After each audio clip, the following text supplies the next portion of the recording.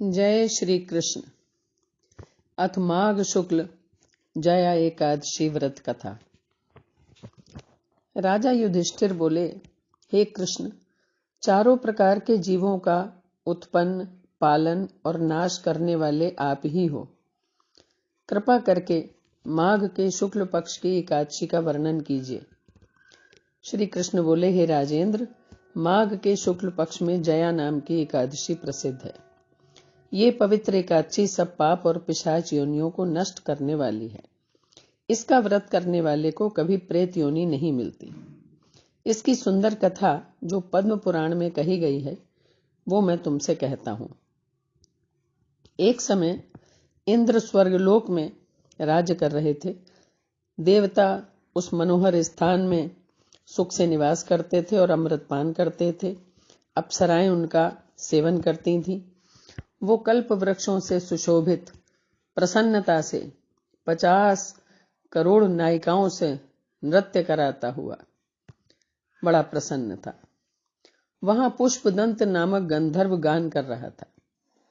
चित्रसेन नाम का गंधर्व, उसकी पुत्री मालिनी और चित्रसेन की स्त्री भी वहां आई। मालिनी का पुत्र पुष्पवान और पुष्पवान का पुत्र माल्यवान हुआ। पुष्पवती नाम की एक गंधर्वी माल्यवान पर मोहित हो गई। उसने अपने सुंदर स्वरूप, हाव भाव और कटाक्ष से माल्यवान को वश में कर लिया और इंद्र को प्रसन्न करने के लिए अप्सराओं के साथ गान करने लगे। एक दूसरे के प्रति आकृष्ट होने के कारण उनका चित्त डांवाडोल हो गया, जिससे उनका गायन शुद्ध नहीं हो पाया। परस्पर दोनों की दृष्टि बंध गई और ताल और राग की गति बिगड़ गई, जिससे इंद्र ने दोनों के मन की बात को जाना और अपना अपमान समझकर कुपित होकर उन दोनों को श्राप दे दिया कि मेरी आज्ञा भंग करने वाले तुम दोनों को धिक्कार है। तुम दोनों पिशाच रूप हो जाओ और मनुष्य लोक में जाकर अपने कर्म का फल भोगो। इंद्र के श्राप से ग्रसित होकर वे दोनों हिमालय पर्वत पर पिशाच होकर बड़े दुखी हुए। श्राप के कारण उनको गंध, रस और स्पर्श का ज्ञान भी नहीं होता था।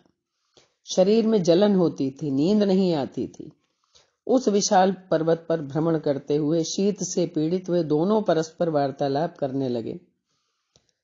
वो पिशाच अपनी स्त्री से बोला कि हम ऐसा कौन सा दुखदाई पाप कर चुके हैं जिस दुष्कर्म के कारण हम दोनों को ये पिशाच योनि प्राप्त हुई है। मैं इस पिशाच योनि को कठोर और निंदित नरक समझता हूं, इसलिए किसी प्रकार का पाप नहीं करना चाहिए। इस प्रकार वे दुख से घबराकर चिंता करने लगे। दैव योग से माघ के शुक्ल पक्ष की एकादशी आ गई। तिथियों में श्रेष्ठ जया नाम की एकादशी प्रसिद्ध है। उस दिन दोनों ने कुछ आहार नहीं किया। दोनों दुखी थे। पीपल के पेड़ के पास पड़े रहे। उसी तरह पड़े हुए उनको सूर्यास्त हो गया। रात हो गई। जाड़े से कांपने लगे और जड़वत हो गए। शरीर और भुजाओं से परस्पर आलिंगन बद्ध पड़े रहे। न नींद आई न सुख मिला। हे राजन, इस प्रकार इंद्र के श्राप से पीड़ित उन दोनों दुखियों की रात्रि बड़े कष्ट से व्यतीत हुई। परंतु एकादशी का व्रत और रात्रि में जागरण अनायास हो गया। उन दोनों को उस व्रत के प्रभाव से जो फल मिला उसको सुनिए। जया एकादशी का व्रत करने से और विष्णु के प्रभाव से द्वादशी के दिन दोनों पिशाच योनियों से छूट गए। पुष्पवती और माल्यवान पहले की तरह रूपवान, स्नेहयुक्त और आभूषणों से सुशोभित हो गए। वे दोनों विमान में बैठकर इंद्रलोक को गए और इंद्र के सम्मुख प्रसन्नता से प्रणाम किया। उनको पहले की तरह देखकर इंद्र को बड़ा आश्चर्य हुआ। इंद्र बोले कि किस पुण्य के प्रभाव से तुम्हारी पिशाच योनि दूर हुई? किस देवता ने तुझको मेरे श्राप से छुड़ाया? माल्यवान ने कहा, वासुदेव की कृपा से और जया एकादशी के व्रत से हमारा श्राप मोचन हुआ है।